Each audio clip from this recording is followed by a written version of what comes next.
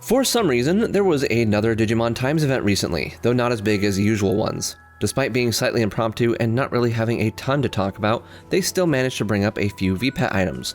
Not only that, but a few days later, we also got the full reveal for the Digital Monster Color Ultraman 60th edition, including most of the roster. So there are some pretty neat things to cover, and cover we shall. But first, my returning viewers will probably already know about our sponsor, but for those Ultraman fans who may be joining us for the first time, you may be wondering how you can get your hands on this new device. Importing can be a wild ride, but Zen and TCG is here to make the process simple. They're your one-stop shop for Digimon and anime merch, including the Digital Monster Color Ultraman 60th edition. If you choose to get both color options, you can take advantage of their bundle offer to get 8% off. If you want to add some protection to that, you can also pick up their Zen TCG Premium VPET case for $5 off, which fits all Digital Monster Color releases. You can use the links in the description to get yours. Before we dive into the headlines, now would be a good opportunity to recap the recent happenings in the world of Digimon LCD toys, as there has been a lot to keep up with. We'll first go over the D-Arc Color, which recently released this past month. I've already got mine in my hands, and I've been going through and figuring out everything there is to know about it so we can get the guide up and running. That guide is nearing completion, and yeah, it's going well so far. So pretty neat device overall. I love the card slash mechanic. There's a lot to love about it, and yeah, we might talk about that more in the future, but we'll move on to our other thing that's coming up here soon in a moment, is the Godzilla Pendulum. So the Digimon Pendulum Godzilla edition is coming out this month in August. It's coming out the 19th of August. It's releasing via Premium Bandai, so of course that does mean that other sources may get it later, just because it is a Premium Bandai release, and that's just kind of how it works. But either way, that's coming out here soon, so we haven't gotten any additional details about that since the initial, the main reveal. The initial teaser came out just showing the silhouettes. We got the full reveal, and we didn't really get anything else after that, which was surprising to see. Normally they like to cover those sorts of things on Mon memos, but we were just stuck with what we got at the Premium Bandai listing. So there's a few things we don't know about it still, and we're looking forward to seeing those, specifically how the G-Cell mechanic works in combination with the pendulum system. Very excited to see how that all goes, but definitely one of my most anticipated devices of the year. Very excited about that, and obviously I'll be doing an unboxing video when that comes out, so stay tuned after the 19th to see when that will be. And of course there will be a guide that will be released for that as well. Just gotta, go through the whole process of setting that up, and there's a lot of people involved with that, so be patient. When it does come out, that guide will come. We also have the Iliad Digimon Pendulums coming, the two that you see here on the screen. Those are releasing in December, and we got a Mon memo that actually went through a little bit about the rosters.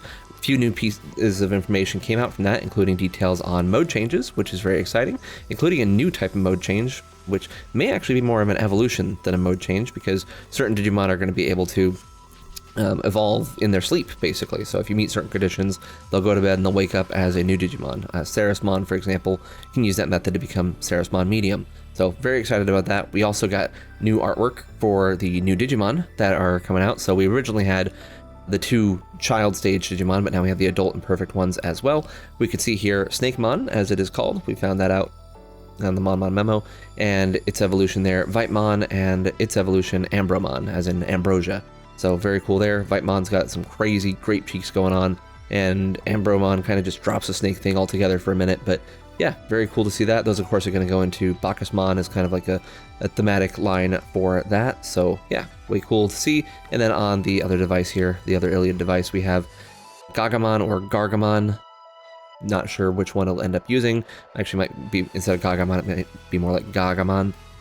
Yeah, anyway, I'm not going to try to guess at that, as we don't know the official localization, well, not localization, the official English name from the Japanese team just yet, but we will at some point in the future. But for now, I'm just going to call it Gagamon. I think Wikimon's calling it Gargamon, and yeah, whatever it is, whatever it is. So that evolves there into Corvamon, we can see, which is a really cool bird design. I love seeing that. And that becomes Panoptimon, which is some sort of peacock that has something to do with Greek mythology. I'm not great at Greek mythology, so I'm sure other people can explain that better than I will. But yeah, very excited to see those lines. So new Digimon on both devices, very exciting to see. Looking forward to getting those devices come December. Another recent release on Odaiba Day in Japan, people were able to go to stores in Japan and actually purchase the Digivice version Revival, a remake of the Digivice version Complete. So just like the old Digivices from back in the day, but with additional functionalities on them, mostly new characters on them compared to what the original ones from 1999 had. So very cool to see, because the other new versions of the Digivice up to this point have all been Premium Bandai exclusive. This is the first one that's actually been available in retail. I am working on a guide for that, as you can see here, so that'll be up at some point in the future, focusing on the D-Art color right now, and then we'll go back to the Digivice version revival after that. One thing to note, though, is that there was an error in production, unfortunately, for the Digivice version revival, specifically that the connection pins are reversed from what they're supposed to be.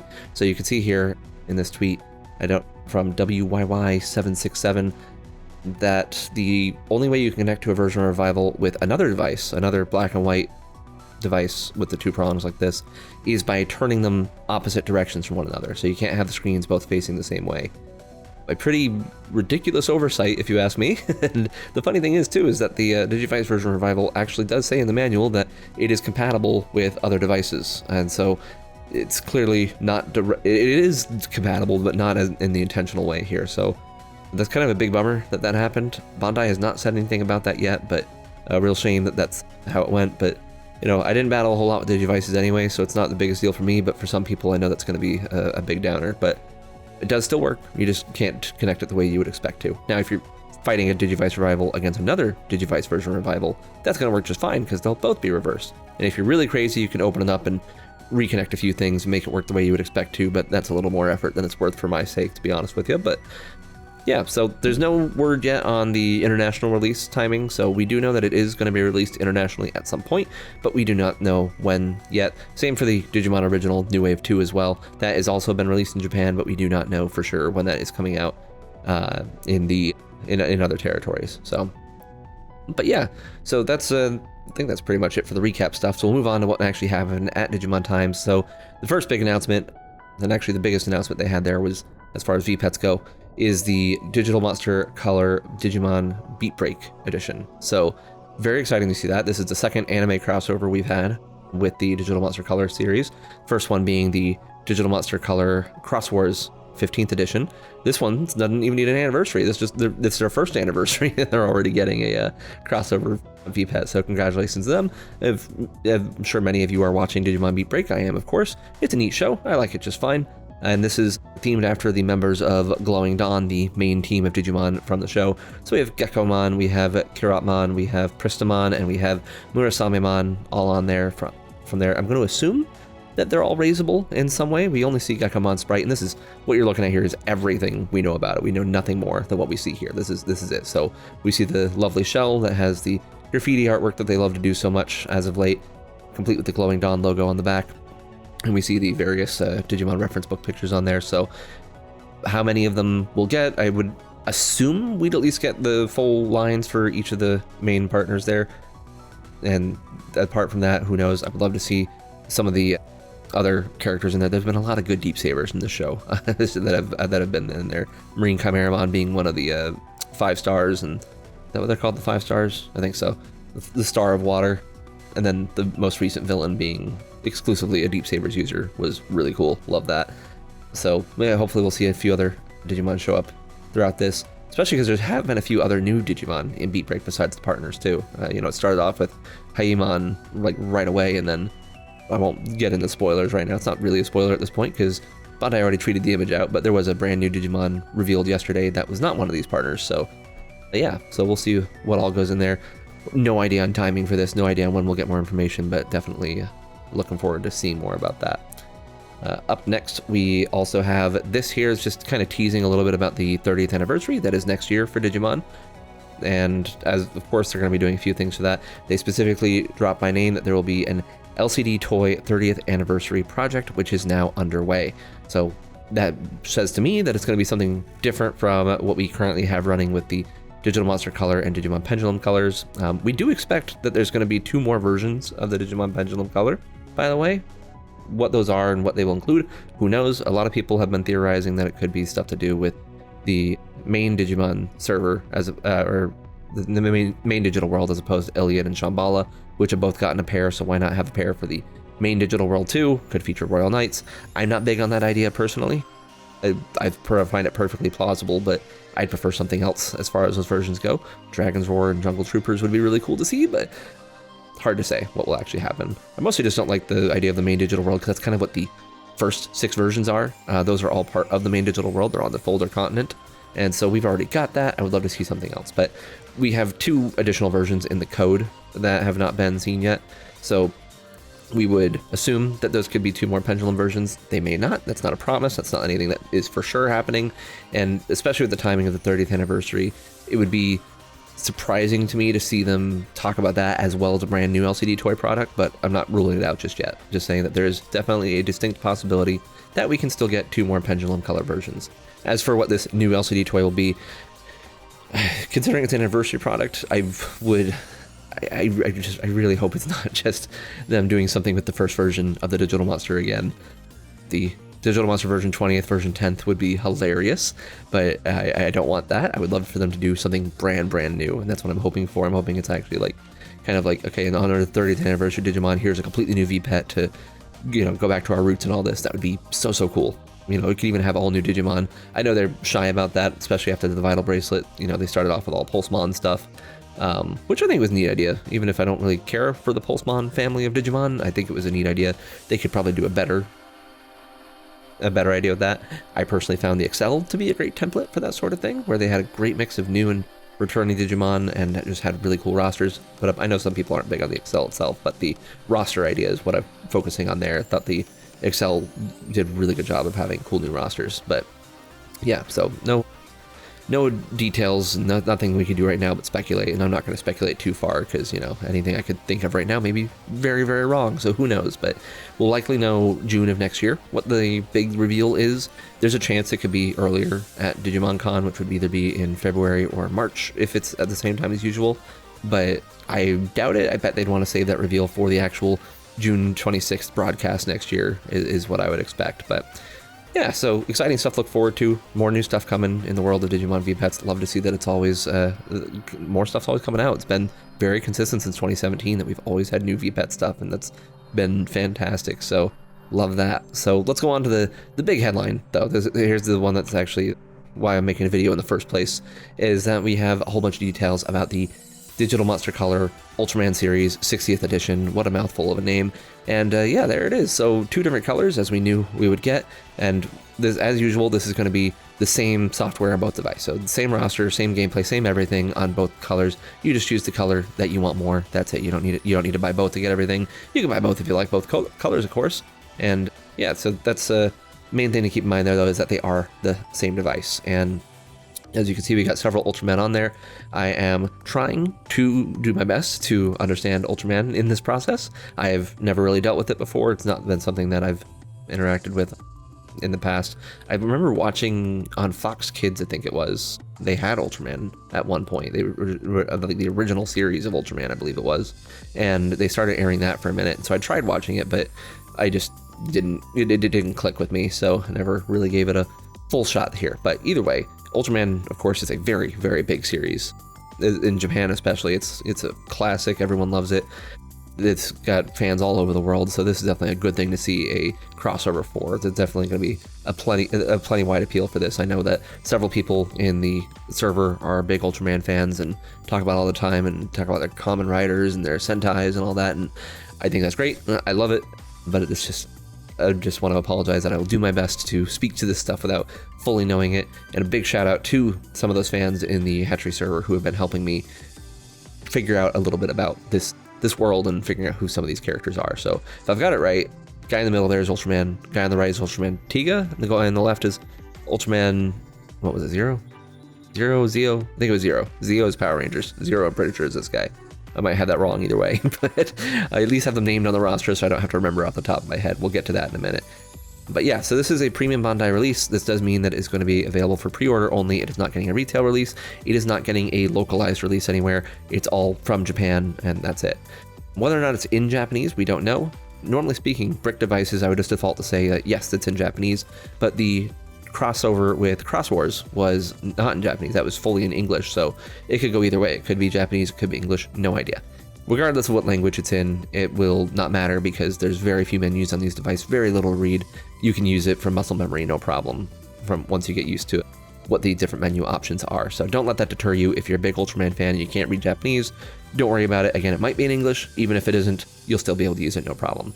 Now, this is, of course, is on pre-order right now. So the premium Bandai period runs for a month. So that means you have up until the beginning of September to actually place your pre-orders directly. If you're using a reseller, or rather a import store, I should say, they will have stock until they don't, is what it is. They make a number of reservations and they'll be able to sell you a reservation up until they run out of those reservations that they have. So my point is that if this is something you want, don't wait for it to actually release. Get your pre-orders in now so that you can actually get your copy, because this isn't going to be something that's going to be readily available.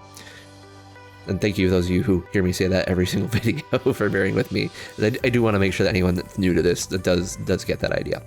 So let's talk about the colors that we have here. And I have to say, for me, there's one clear winner, and it's not this one, because this is, for these crossover devices, we've definitely gotten a lot more intricate and just way more expressive designs. And I think this one will definitely appeal to certain fans who just want something that's like very distinctly Ultraman. That's like the classic Ultraman picture, right?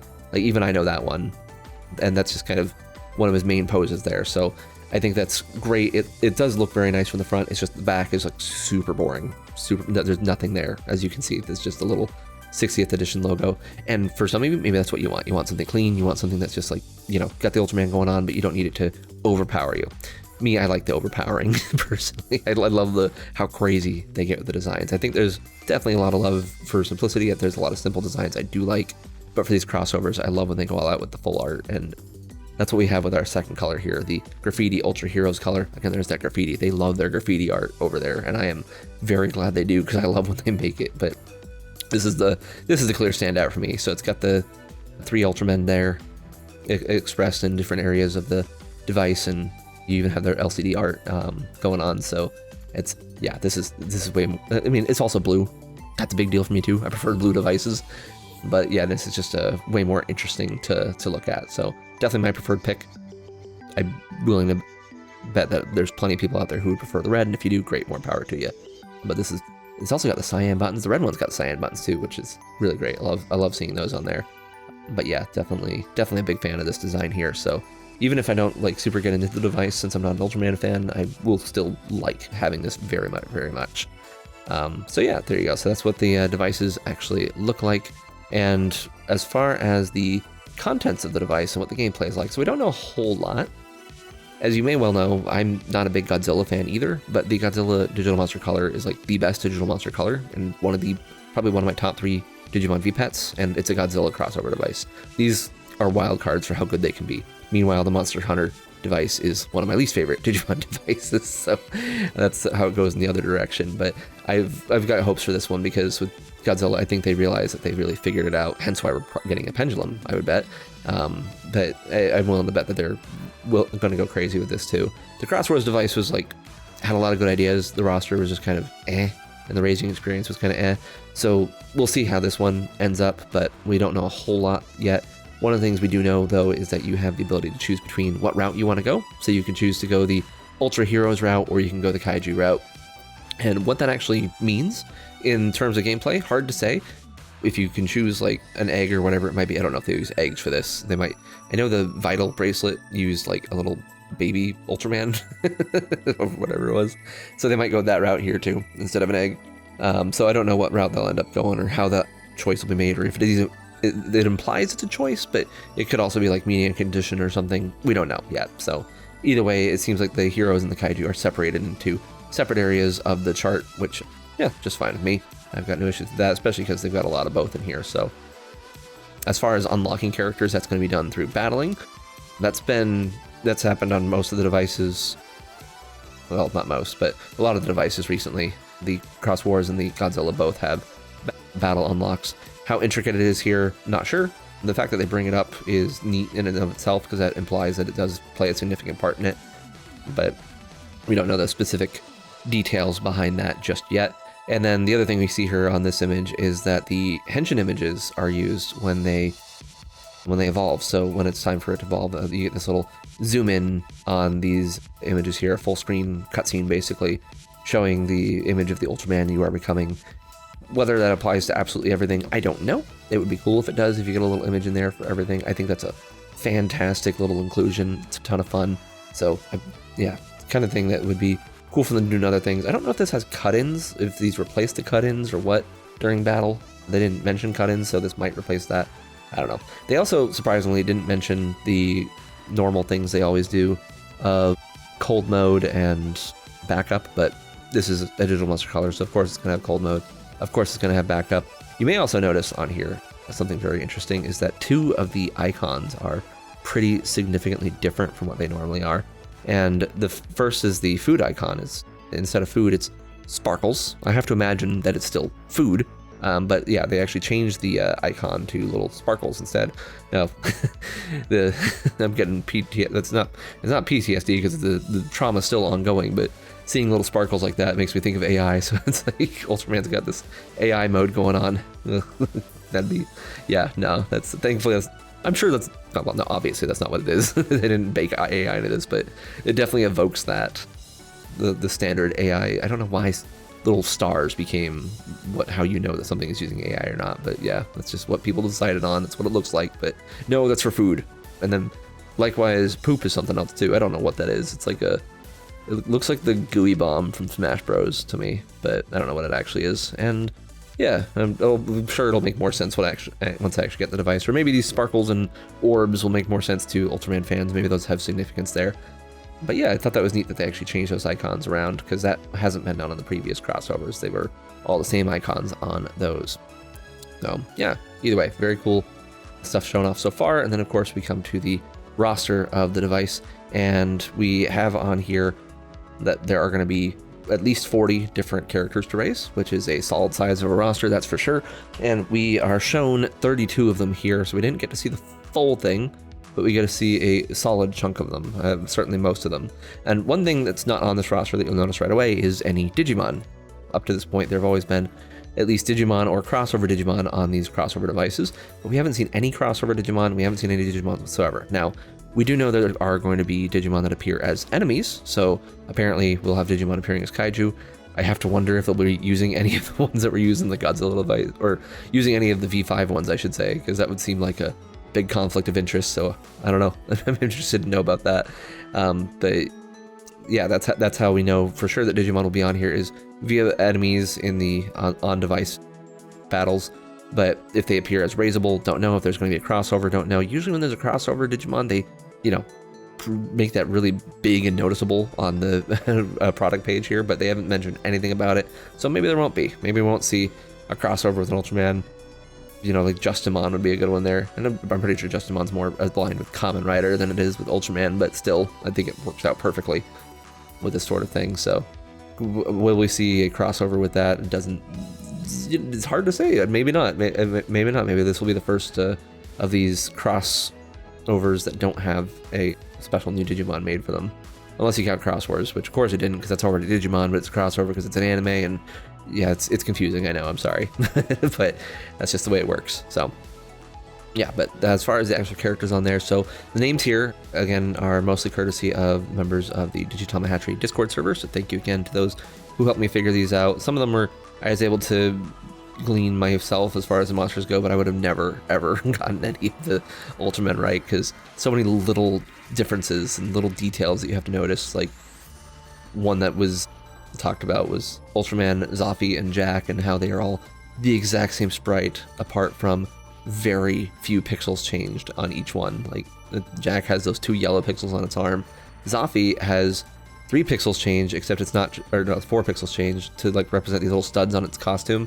However, those studs are using mixels, as in, like, it's supposed to be a 16 by 16 pixel sprite, but it's blown up to be 3 times that, as they're all 48 by 48 sprites technically, but it's supposed to still represent a 16 by 16 sprite, but they went ahead and added additional pixels into those 3 by 3 squares, which I am livid about. I am not happy about that at all.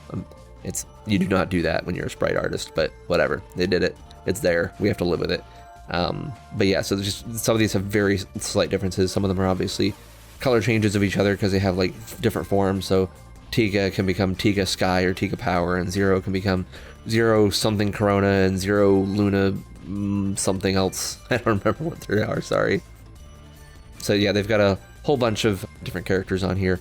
As far as the kaiju goes, I found Pigmon to be a hilarious addition. I wonder if they included it specifically because it was called Pigmon.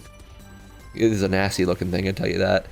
Now, to be fair, I just want to point out, none of these are officially titled this way. This is just what we were able to glean, and I'm putting them on here in abbreviated ways in some cases. So like a lot of these guys are like Ultraman Zafi and Ultraman Zeo and Ultraman Jack. I'm just calling them their second names because that's just too much to have on the screen if I was to say the full names. Also, one of them is named King Joe. There are some crazy things. Like, I looked down the whole list as I was trying to line some of these up, and there are some weird guys in there. That is for sure, especially with their names and what they look like and all that. Yeah, but thankfully they actually have a pretty extensive official list of these guys, which was very helpful. Some of them didn't appear there, like I think specifically Gatanathor, or however you say that little Nautilus looking fellow at the bottom. That one did not appear on the page, and that took me, I was not able to figure that out. Thankfully someone else was able to help me there. But yeah, so a good number there. So we have 8 more that we would need to know. Some of those could be crossover Digimon. Maybe they're saving it for a big surprise. Who knows? Or they could be Digimon in general, or they could just be more Ultramen. I don't know. I don't know if there's any particular Ultramen that are missing from this list that people would expect to see or would be interested to see. There were a lot more on the page I was looking at that aren't on here, so there's plenty of room to grab more for those remaining 8. But yeah, we'll have to wait and see. Hopefully they'll do a Mon memo on this before pre-orders are up to give us more details. Otherwise, we'll be waiting until February to know what those full details are. So, and that is pretty much it for the Ultraman device. So again, those pre-orders are going on right now. They are releasing in February, and yeah, we'll see how they go. I'm looking forward to try it out. Like I said, the Godzilla device was a very pleasant surprise, and I like trying out new V-Pets regardless of what they are. So even though I'm not a Ultraman fan myself, more than happy to give this a shot and see how it does. And if it's a fun device, it'll be a fun device. So congratulations to those Ultraman fans out there. This is super cool to see. It is a great franchise for them to crossover with. When they started doing crossovers, it was clear that they wanted to start doing it with other big monster franchises, right? So things that really made sense in the context of just things that destroy cities. So very cool to see that. Monster Hunter was a great fit. Godzilla's a great fit. Ultraman's a great fit. Very interested to see what else we'll see. This train is going to keep going, that is for sure. We will see more crossovers. Apart from just the Godzilla one that's coming out, I would definitely expect to see another Digital Monster Color one. Absolutely. So I don't know how long we'll keep it up, but there's still a few good monster franchises out there for them to do. Things like Zoids and Meteorot and Yu-Gi-Oh! And all sorts of stuff. Other franchises that they definitely wouldn't touch, like Dragon Quest Monsters, would love to see them do that. But actually, I mean, that one's got a chance, but I don't know why that one feels unlikely. And then obviously something like Pokemon is never going to happen, but would be cool if they did. Wouldn't that end the world? A freaking Pokemon crossover with the Digimon for a virtual pet. I would love it. I would absolutely love it. But that's never going to happen. Had a Tamagotchi one at least. That was at least a little more sensible. But yeah, anyway, that'll do it for now. So if you guys want to talk about this, definitely feel free to head into the Discord server at the links in the description there, discord.gg/Digimon. And for guides on any devices you're using, digitamahatchery.com. We've got all the modern devices there, so definitely feel free to check those out. Again, still working on the D-Art guide and the Digivice Revival guide, so expect those to be done at some point in the future as I have time. It's a very busy season for making guides right now with the 3 different devices in play. The Godzilla one's definitely going to be very fun to build out. I'm looking forward to that one. But yeah, so that's going to do it for now. Thank you everyone for watching, and until next time, bye.